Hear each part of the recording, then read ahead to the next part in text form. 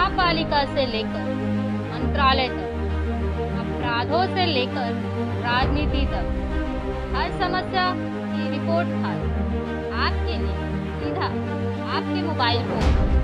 आप देख रहे हैं नया सवेरा न्यूज। मध्ये सर्व पत्रकारांचे मनापासून स्वागत करतो। या पत्रकार परिषदेला उपस्थित माझे सहकारी राष्ट्रवादी काँग्रेस पक्षाचे प्रदेश सरचिटणीस, अल्पसंख्याक विभागाचे प्रदेशचे निरीक्षक श्री नजीब मुल्ला आणि मी ही दोघंही पत्रकार परिषद घेत असताना रविवार दिनांक 24 मार्च 2024 रोजी राष्ट्रवादीचे माजी मंत्री, कळव्या मुंब्र्याचे आमदार डॉक्टर जितेंद्र आव्हाड यांनी खारलँड येथील ग्राउंड बद्दल अनेक आरोप हे राष्ट्रवादीचे आमचे राष्ट्रीय अध्यक्ष, राज्याचे उपमुख्यमंत्री माननीय अजितदादा पवार यांच्यावर केले। त्याची वस्तुस्थिती काय आहे हे आपल्या समोर मांडावी यासाठी आजची ही पत्रकार परिषद आहे। जसं स्वप्नामध्ये औरंगजेबाला संताजी धनाजी दिसायचे, तसं बघतोय डॉक्टर जितेंद्र आव्हाडांना या स्वप्नामध्ये कायम आमचे नेते आदरणीय अजितदादा पवार साहेबांची भीती वाटते की काय, की कुठलाही विषय कुठेही त्यांच्यापर्यंत कसा तो नेता येईल याचा सातत्याने त्यांचा केविलवाणा प्रयत्न असतो।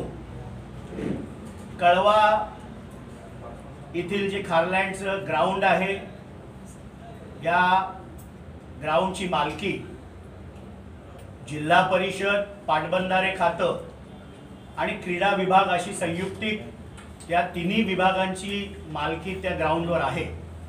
गेल्या 7-8 वर्षापासून ते ग्राउंड आपली वैयक्तिक जागीर आहे अशा प्रकारचा वापर त्या ग्राउंडचा डॉक्टर जितेंद्र आव्हाड व त्यांचे सहकारी करत होते। म्हणजे माझा स्वतःचा अनुभव सांगतो की ज्यावेळेला आम्हाला राष्ट्रवादी काँग्रेस पक्षाकडनं होम मिनिस्टरचा कार्यक्रम त्या ग्राउंडवर करायचा होता, त्याची लेखी परवानगी आम्ही तहसीलदार साहेबांकडे मागितली आणि संपूर्ण प्रक्रिया पूर्ण करून म्हणजे पाटबंधारे खात्याची परवानगी, जिल्हा परिषदची परवानगी, क्रीडा विभागाची परवानगी ही सगळी घेतल्यानंतर जवळजवळ 34,000 रुपये 2 दिवसाचं शुल्क त्या ग्राउंडवर भरल्यानंतर देखील ज्यावेळेला त्या ग्राउंडवर कामाची सुरुवात करण्यासाठी मी स्वतः तिथे गेलो, त्यावेळेला डॉक्टर जितेंद्र आव्हाडांच्या गुंडांकडनं मला अडवण्यात आलं आणि मी सांगितलं की मला जर आत येऊन दिलं नाही तर मी पोलीस स्टेशनला लगेच फोन करतो। त्यावेळेला त्यांची पांगापांग सुरू झाली। म्हणजे ते ग्राउंड आपली मालकी आहे, आपली जहागीर आहे अशा पद्धतीने वापरण्यात येत होतं। गेले 7 ते 8 वर्षामध्ये कुठल्याच राजकीय पक्षाला तिथे कुठला कार्यक्रम करून द्यायचा नाही, कुठल्याच संस्थेला तिथे कुठला कार्यक्रम करून द्यायचा नाही आणि आपण मात्र क्रिकेटच्या नावावर लाखो रुपये तिथे कमवायचं, क्रिकेटच्या नावावर कळव्यातील तरुण मुलांचं भवितव्य खराब होईल अशा प्रकारचं भावनिक आव्हान करायचं। खरं तर ती जागा ही शासनाची आहे, शासनामध्ये शुल्क भरून कोणीही ती जागा वापरू शकतं, पण ज्यांना ती जागा फुकट वापरायची सवय झाली, कोणाला ती वापरूनच द्यायची नाही अशा प्रकारचा आता खोटा आरोप डॉक्टर जितेंद्र आव्हाड करत आहेत। क्रिकेट तिथे बंद व्हावं अशा प्रकारची राष्ट्रवादीची अजिबात भूमिका नाही, पण जागा हडपणं, त्याच्यावर आपला कब्जा करणं ही त्यांची नेहमीची सवय आहे। त्यांनी शासकीय अधिकारी दिनेश पैठणकर यांचं नाव देखील घेऊन धमकावण्याचा प्रयत्न केला। मला भीती आहे की ज्या प्रकारे महेश आहेरवर हमला झाला तसा हमला दिनेश पैठणकरांवर होऊ नये, कारण आव्हाडांची संस्कृती, संस्कार, विचार करमुसेपासून महेश आहेरपासून उद्या दिनेश पैठणकर पर्यंत ती पोचू नये अशा प्रकारची मला भीती आहे। त्यामुळे पोलीस खात्याने देखील योग्य ते संरक्षण दिनेश पैठणकर यांना द्यावं। शासकीय अधिकारी आपलं शासकीय कर्तव्य बजावत होता, ते पुढे जाऊन हे देखील म्हणाले की सकाळी 6:30 वाजता बैठक झाली, माननीय उपमुख्यमंत्री अजितदादा पवार साहेब यांना उपमुख्यमंत्री या नात्याने राज्यातील कुठल्याही प्रशासकीय अधिकाऱ्याकडनं ब्रीफिंग घ्यायचा अधिकार आहे। त्यामुळे ती मीटिंग झाली, तर ती मीटिंग एवढ्याशा छोट्या कारणासाठी नव्हती. आपण केवळ खोटं बोल पण रेटून बोल ही ज्यांची संस्कृती आहे त्यांना ते लखलाभ. माझं स्पष्ट मत आहे की हे सगळे कागदपत्र माझ्याकडे आहेत. सर्वे नंबर 31/1, 31/2, 31/3, 32/1 आणि 32/2 13,610 स्क्वेअर मीटरचं ते ग्राउंड आहे. 3 खात्यांची त्याच्यावर मालकी आहे. पाटबंधारे खातं, क्रीडा विभाग आणि जिल्हा परिषद. जर बाकी संस्थांना पैसे भरून ग्राउंड वापरायला शासन परवानगी देतं तर यांनी देखील पैसे भरून ते ग्राउंड वापरावं. पण यांना फुकटच वापरायची सवय आहे. शासनाच्या मालमत्तेवर स्वतः कब्जा करायचा. आणि माझा त्यांना उघड चॅलेंज आहे, ह्या पत्रकार परिषदेनंतर 24 तासामध्ये त्यांनी पत्रकार परिषद घ्यावी. हा गुगल मॅप आहे. कावेरी सेतू इथे त्यांचं असलेलं कार्यालय, राष्ट्रवादी काँग्रेस पक्ष शरद पवार गटाचं सर्वे नंबर 111 हा सामाजिक न्याय विभागाचा नावावर आहे, मध्य रेल्वेच्या नावावर आहे. त्यांनी हे खोडवून काढावं. मी त्यांना खुलं चॅलेंज देतो.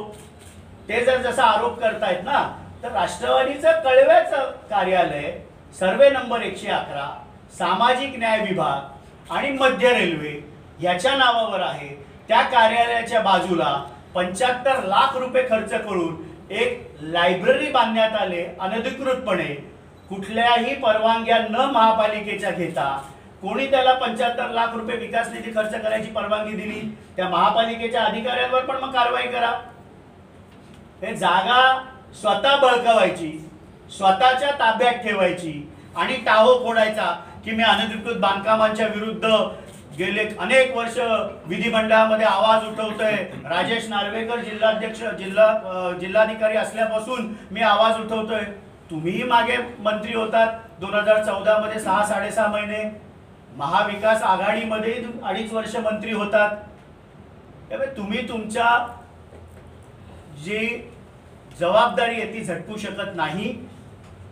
ग्राउंड लोकांसाठी खुलं असलं पाहिजे, लोकांना त्याचा वापर करता आला पाहिजे, ही राष्ट्रवादीची स्पष्ट भूमिका आहे. कोणाच्याही भविष्याच्या आड किंवा क्रिकेटच्या आड जो काय टाहो फोडला जातोय. आणि मला आश्चर्य वाटतं की आजकाल त्यांना मुख्यमंत्र्यांबद्दल किती म्हणजे विचार करतात की मुख्यमंत्र्यांना अडचणीत आणण्यासाठी राष्ट्रवादी प्रयत्न करतो. मी म्हणजे डॉक्टर जितेंद्र आव्हाडांसारखा कपटी मित्र असण्यापेक्षा दिलदार शत्रू असलेला बरा. विधिमंडळामध्ये त्यांच्या विरुद्ध मुख्यमंत्र्यांच्या विरुद्ध भाषण करायचं आणि त्याच मुख्यमंत्र्यांच्या मागे निधीसाठी मागे फिरायचं, ही दुटप्पी भूमिका कायम डॉक्टर जितेंद्र आव्हाडांनी घेतलेली आहे. आपल्या भाषणामध्ये कायम सांगायचं की माननीय मुख्यमंत्री एकनाथरावजी शिंदे माझे खूप चांगले मित्र होते, आता काय घडलं माहित नाही, अचानक त्यांची दोस्ती विसरली का? कपटी मित्रापेक्षा दिलदार शत्रू बरा. डॉक्टर जितेंद्र आव्हाडांनी केलेले सर्व आरोप राष्ट्रवादी आम्ही फेटाळत आहोत. ते ग्राउंड कळवेकरांच्या हितासाठी वापरलं गेलं पाहिजे ही आमची स्पष्ट भूमिका आहे. पण मी जसं सांगितलं की ज्याप्रमाणे खारल्यांचं ग्राउंड त्यांनी बळकावलंय तसंच ऑफिस कार्यालय देखील अनधिकृतरित्या सर्वे नंबर 111 माझ्याकडे कागदपत्र आहेत आणि मी खुलं चॅलेंज त्यांना देतो. त्यांनी नाकारावं पुढच्या 24 तासामध्ये प्रेस कॉन्फरन्स घेऊन. ती जागेची मालकी कोणाची आहे? त्यामुळे राष्ट्रवादीची स्पष्ट भूमिका आहे. मी नजीम मुल्ला यांना विनंती करीन की त्या ग्राउंडचा कशा प्रकारे उपयोग झाला पाहिजे, ही राष्ट्रवादीची काय भूमिका आहे ही नजीम मुल्ला यांनी आपल्यासमोर या शहराचे जिल्ह्याचे अध्यक्ष माजी खासदार आनंद करांजपे साहेबांनी सविस्तर जितेंद्र आव्हाड साहेबांनी जे आरोप केलेले होते त्याच्या बाबतीत पूर्ण माहिती आपल्याला दिलेली आहे. एका बाजूला प्रेस कॉन्फरन्स मध्ये सांगायचं की खेळाचं राजकारण नको, पण राजकारणसाठी खेळाडूंना ते पण लहान मुलांना पिक्चर परफेक्ट कसा येईल.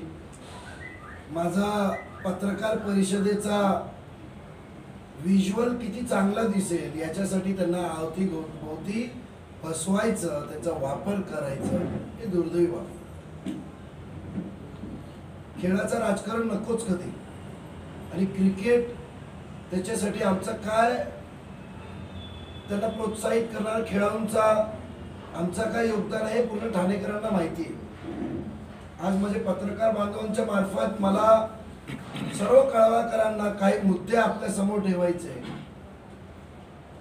की काय तो कॅप ठेवायचे, त्याच्यात त्यांनी वाचन केलं, अमुक क्रिकेट मुंबईला खेळलं, अमुक ही ट्रॉफी खेळलं, की फुकटात प्रशिक्षण होत होता,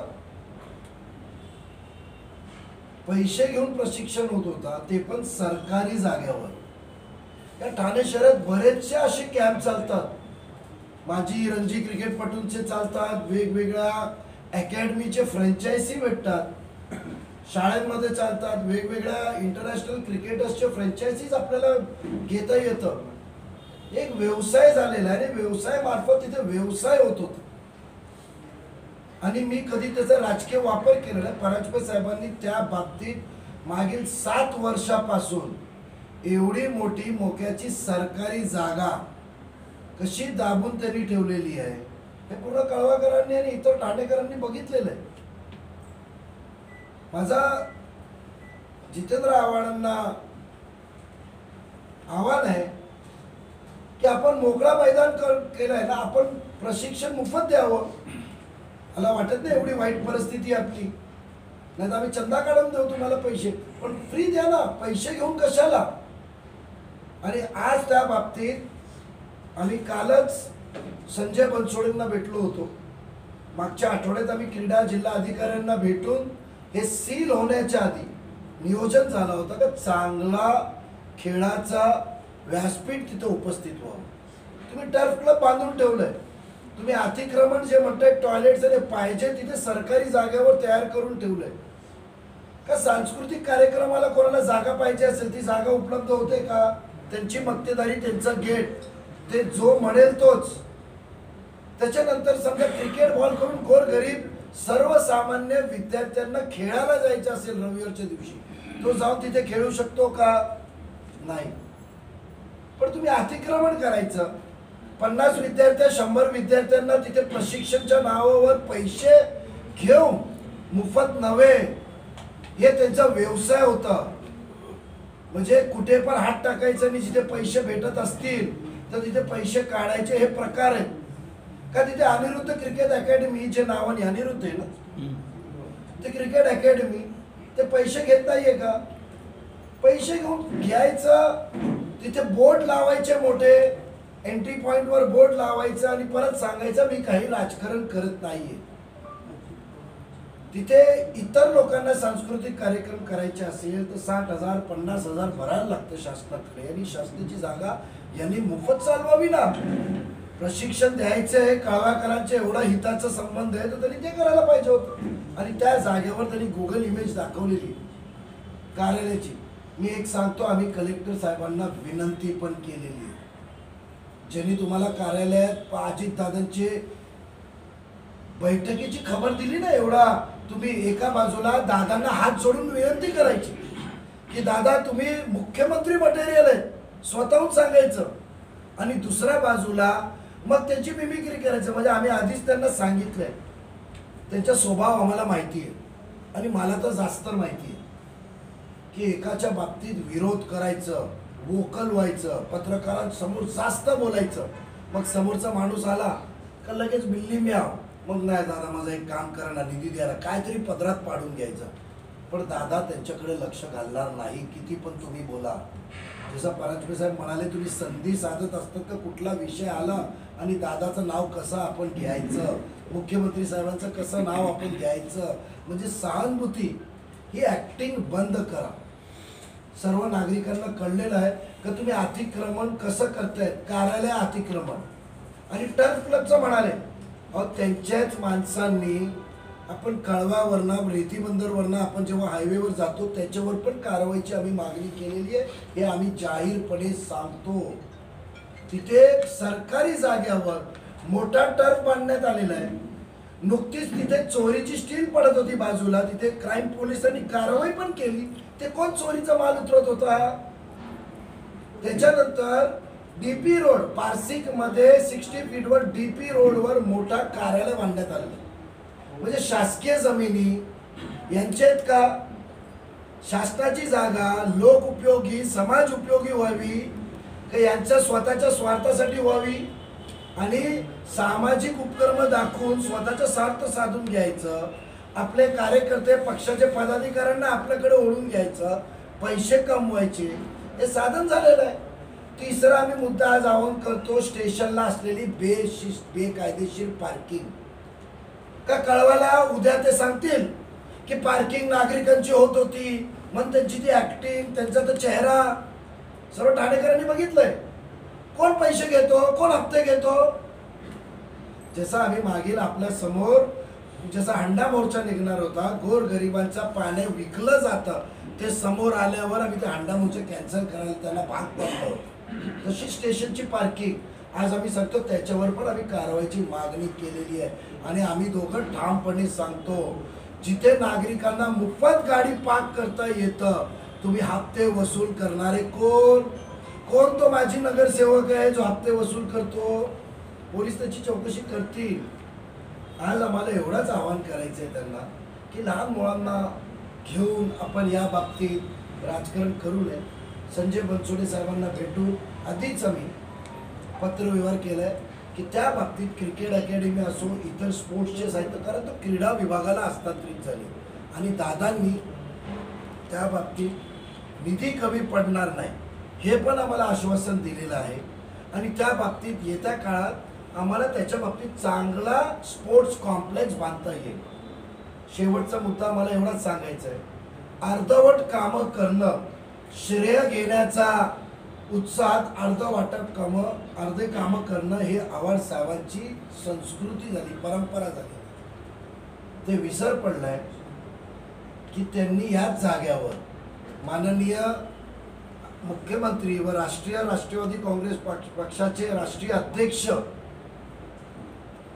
यांच्याकडेच हात जोडून मागे लागून विनंती करून ही जागा चांगला संकुल व्हावे, शासकीय संकुल व्हावे म्हणून मंजूर करून घेतली होती. आणि जराड साहेब तत्कालीन जिल्हाधिकारी होते तेव्हा ही जागा दादांच्याच नेतृत्वाखाली हे सर्व